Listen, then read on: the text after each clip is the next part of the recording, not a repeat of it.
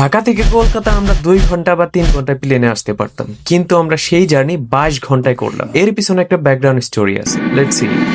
ঢাকা থেকে কলকাতা ডিস্টেন্সটা মানচিত্রে খুবই ছোট, কিন্তু যাত্রাটা ওটা শরীর আর মনের দুটারই পরীক্ষা নাই। ভোর 4টা, সো আমরা এখন বেনাপোল। এই ট্রিপে আমি প্লেন না নিয়ে বেছে নিয়েছিলাম বাস। ভাবছিলাম সময় একটু বেশি লাগবে, কিন্তু টাকা সেভ হবে। আমাদের কাউন্টার থেকে একটু পাশে একটা রেস্টুরেন্ট আছে, সেই রেস্টুরেন্টের নাম হচ্ছে হিরাজিল রেস্টুরেন্ট। সো আসার আগে থেকে আমার বড় ভাই, তারপরে অনেক মানুষ বলতেছিল আচ্ছা যাওয়ার আগে কিন্তু ওইখানে খেয়ে যাও। হ্যাঁ, ওইখানে হচ্ছে খিচুড়ি, ভোনা খিচুড়ি আছে, একটু ফেমাস। সো আমরা এখন ওইটা খাওয়ার জন্য ট্রাই করতেছি। এই খিচুড়িটা খেতে অনেক টেস্টি, কিন্তু অনেক অয়েলি, যার কারণে এর রেটিং দিব 7 আউট অফ 10। প্রায় 3 ঘন্টা ওয়েট করার পরে এখানে আমাদের বাস কেবল আসলো। বাসে বসে বুঝলাম বাস্তবতা সবসময় হিসাব মেনে চলে না। লম্বা রাস্তা, একটানা বসে থাকা, তারপর শুরু হলো আসল ধাক্কা। এই যে আমাদের বাসটা হচ্ছে সবার আগে। হ্যাঁ, এখানে দেখো আরো কতগুলা বাস। আমরা যখন ছিলাম তখন এখানে কেউ ছিল না।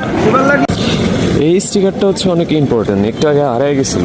আম্মা তোমার স্টিকার কো দেখি, এই যে হাতে লাগানো।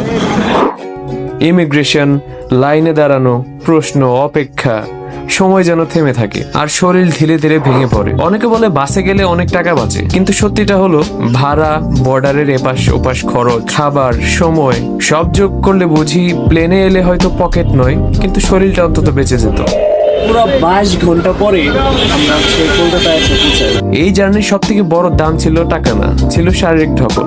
একটু রেস্ট নিয়েই আমরা হেঁটে যাচ্ছিলাম নিউ মার্কেটের দিকে।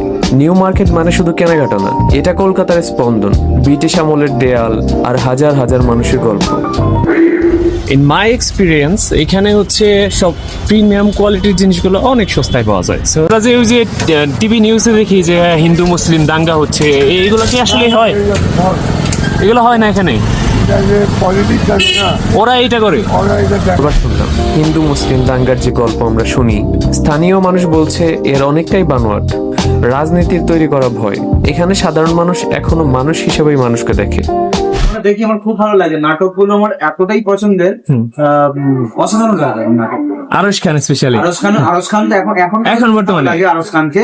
প্লাস আরো আছে, আমি নাম ঠিক বলতে পারছি না, দেখলে বলতে আচ্ছা যেমন ছিল অপূর্ব আছে, আফরান নিশু, খুব সুন্দর সুন্দর নাটক। আর সবচেয়ে অদ্ভুত, সবচেয়ে সুন্দর যেটা জানলাম, কলকাতার মানুষ আমাদের বাংলাদেশের নাটক দেখে, আমাদের গল্প, আমাদের ভাষা, আমাদের আবেগ ওদের হৃদয় ছুঁয়ে যায়। হয়তো এই লাল চারি প্রমাণ করে সীমান্ত আলাদা হতে পারে।